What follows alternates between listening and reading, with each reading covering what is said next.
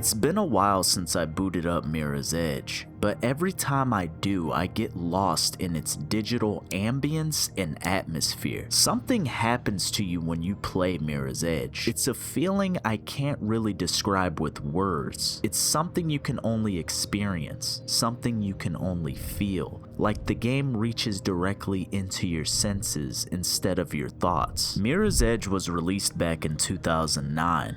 But it doesn't feel like a game from 2009. Every time I return to it, I feel like I'm stepping into a world that's still waiting for the rest of the industry to catch up. A vision of the future that we somehow still haven't reached. Booting it up again, I'm always awestruck by the atmosphere. The rooftops are calm. The wind hums. The world is so bright, so clean, so painfully perfect. Then you start running and suddenly you're not just playing a game. You're moving through a world that communicates without speaking. And that's the magic of Mirror's Edge. It doesn't need a monologue to tell you its themes. It doesn't need a narrator to explain itself. All it has to do is let you experience it for yourself. That's what this video will explore. The whole feeling of Mirror's Edge, the beauty of the game's art direction, sound, colors, shapes, and spaces, and why they affect us so strongly.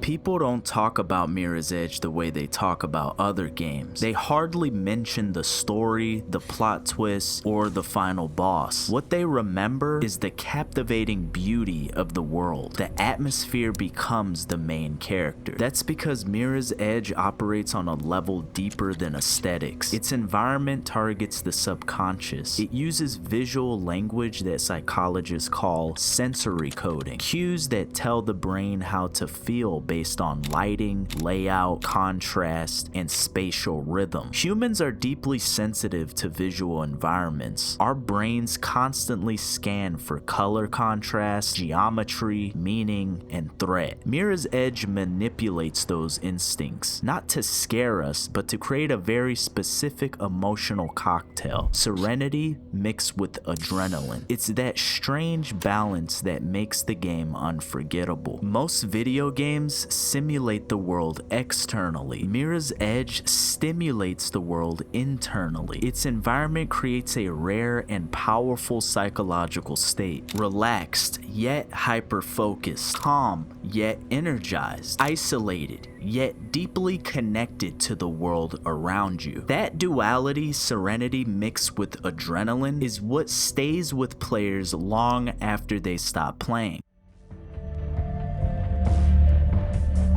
The most striking feature of Mirror's Edge is its use of color. Pure white is used extensively, not just on walls, but on pretty much everything. White rooftops, white hallways, white skylines. It feels almost dreamlike, but the effect is rooted in psychology. White does multiple things to the human brain. It clears visual noise, reducing stress and mental load. It shifts attention to the remaining colors, and it creates a sense of purity, precision, and control. In a typical game, visual clutter is everywhere. Mirror's Edge removes it. It creates quiet not with silence but with minimalism. Then comes red. Humans are hardwired to respond to red faster than any other color. It increases heart rate, activates the brain's decision-making centers, and commands attention instantly. Mirror's Edge uses red neurologically. A pipe is not just a pipe, a door is not just a door, a runner mark is not just decoration. They are instructions, felt rather than read. Yellow, blue, and green tones support the emotional palette. Blue equals logic, calmness, and clarity. Yellow means alertness, caution, and stimulation. Green means functionality, safety, and technical control. The world becomes a psychological diagram of action and emotion. Without a single tutorial pop-up, the brain understands the meaning of every route, every space, and every choice. Color isn't art direction here. Color is storytelling through emotion.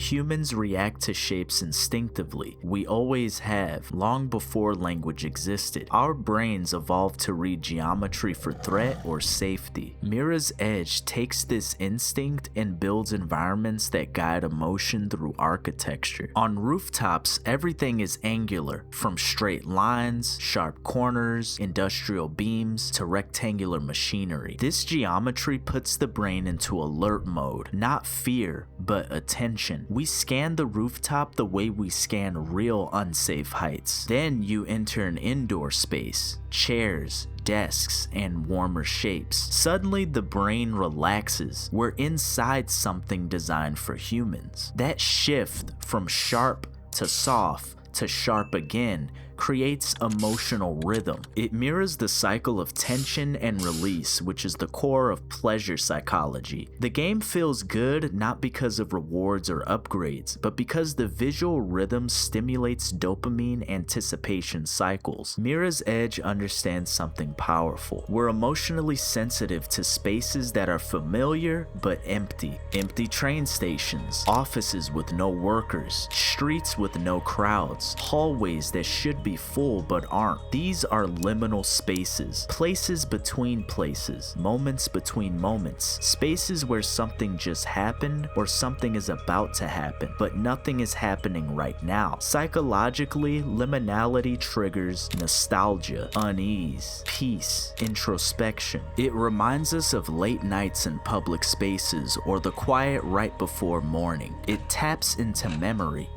of movement, memory of transition. Mirror's Edge is full of these transitional places. A subway terminal before passengers arrive, an elevator room before a workday starts, an office floor moments after everyone left. These spaces feel real, not because of detail, but because of emotional recognition. This is why the game feels real even though it's highly stylized. It creates places our memory remembers. Sound is half of the experience, and Mirror's Edge treats sound very differently than most games. Solar Fields compose the soundtracks that never overwhelms, never demands attention, and never tells you what to feel. Instead, it reflects what you already feel. The music never commands your emotion, it amplifies it. It's patient, it breathes in, then breathes out. It feels like breath, not marching orders.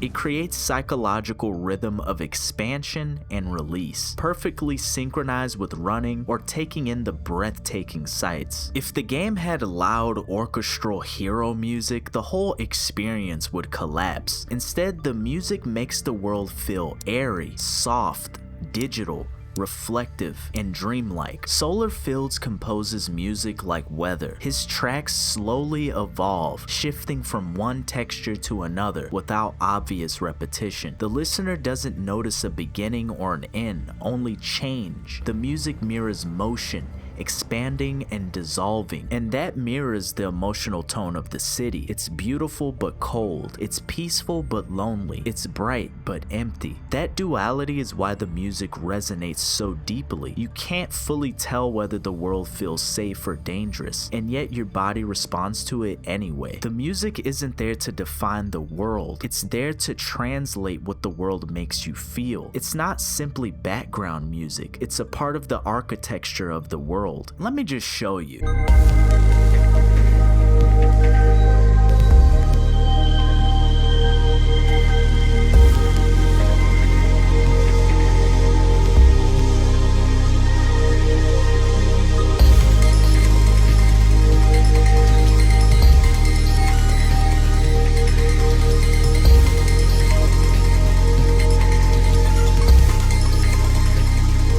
I was too young to remember exactly how it started. The authorities said the changes were for the greater good. But good isn't the same as right.